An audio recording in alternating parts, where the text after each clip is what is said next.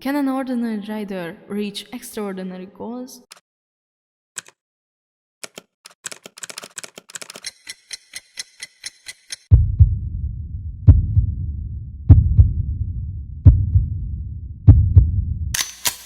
I'm not from a riding family. I wasn't born on a stud farm, and no one in my life ever expected me to become a rider, let alone someone who dreams of competing in dressage. But here I am, standing in a barn, trying to make a dream come true that honestly feels too big for someone like me. This is the beginning of a journey, mine and my horses, to see whether an average equestrian with no elite background and without lots of money can work hard enough to reach the competition arena and be successful in it. My goal is to compete with my horse in 2026, not just to show up, but to feel like we belong there.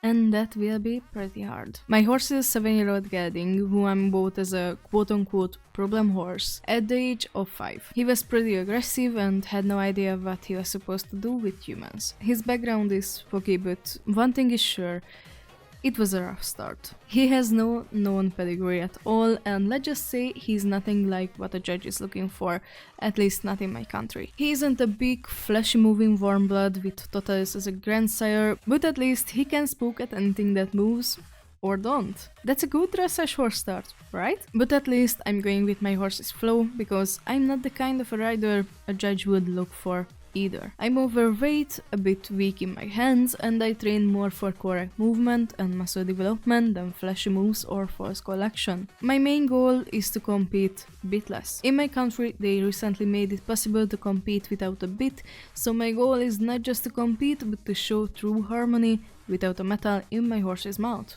I want to improve as a dressage rider, develop as a horse-centered trainer, and yes, become healthier for my horse and for myself. Since in my country, starting in 2025, there is an option to compete with less in dressage, the ultimate goal is to reach the maximum with minimum gear. This series will follow everything. The progress, the setbacks, the motivation, the doubts, the messy born hair, and the days when just nothing works. I grew up absolutely average. No ponies, no family history in horses, no sponsorships, no Olympic trainer living down the road, just a kid who loved horses from a distance. And I want to find out, is this world really only for the elite? Or can someone like me, with an ordinary background and a stubborn amount of determination, actually get there?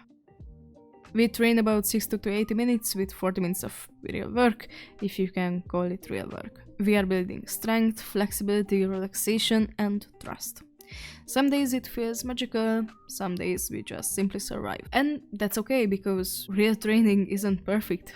It's honest. My long-term dream doesn't end at the competition arena. I want to become a truly horse-centered trainer, someone who puts the horse first, always. Focusing on kindness, quality, and sustainable training. And dreams only matter if you take the first step. So, this series is my first step. Right now my horse is on off-season for 2 reasons. First, he missed up, so he's getting a month off from riding, slowly building back up on the lunge.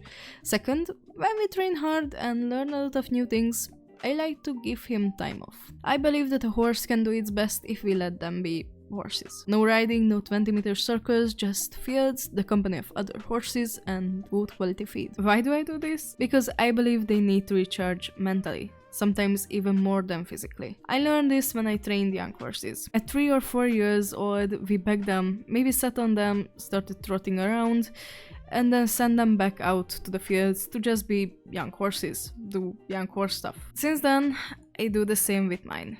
If they learn a lot, they get 2 to 3 weeks or even a month off. I prefer smaller breaks instead of one long one. My horse can always feel when my mind is running faster than my body. If my horse were a human, I'm pretty sure he'd be a young adult with cats, collecting crystals, reading tarot cards, and knowing star sign better than his own mother's phone number. He just goes with energy. If you try to show him who's the boss, he'll show you the closest hospital. But if you're chill with him, he'll be chill with you. He learns a lot more with slow, mindful training than with intense sessions. My problem is that I get frustrated when things just don't click.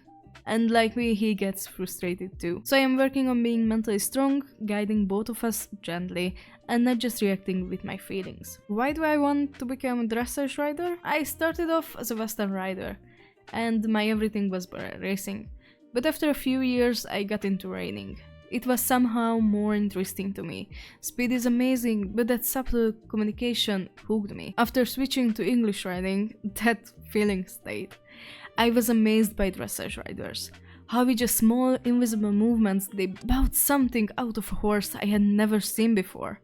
So I decided, if I'm going to do something, it will be dressage. Sadly, since I never had my own horse before buying one, I never had a schoolmaster. I rode either lesson horses or the "hey, can you hop on to fix this one?" kind of horses. So I followed the flow, and knowing my budget, I know I couldn't buy an imported dressage horse. So I had to step up and learn how to make a dressage horse myself. That's why I wanted to learn how to train young and problematic horses. Part of this journey is becoming a better athlete for my horse. Not to fit into a quote-unquote riding body, but to be stronger, lighter, clearer, and fairer in the saddle. It's uncomfortable to talk about weight, but I want to document it honestly.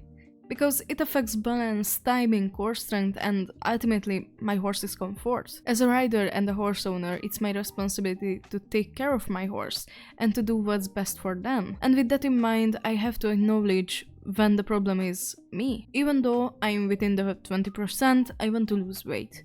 Not to shame anyone or to fit into stereotypes, but to feel more confident and make riding more comfortable for my horse. So, here's my question, the one I'll try to answer over the next months and years. Can an ordinary rider reach extraordinary goals? Or does the equestrian world only reward those who born into it? Whatever the answer is, I'm determined to find out. If you want to follow a real journey, not polished, not perfect, not elite, then welcome. This is for every rider who ever felt like they didn't belong.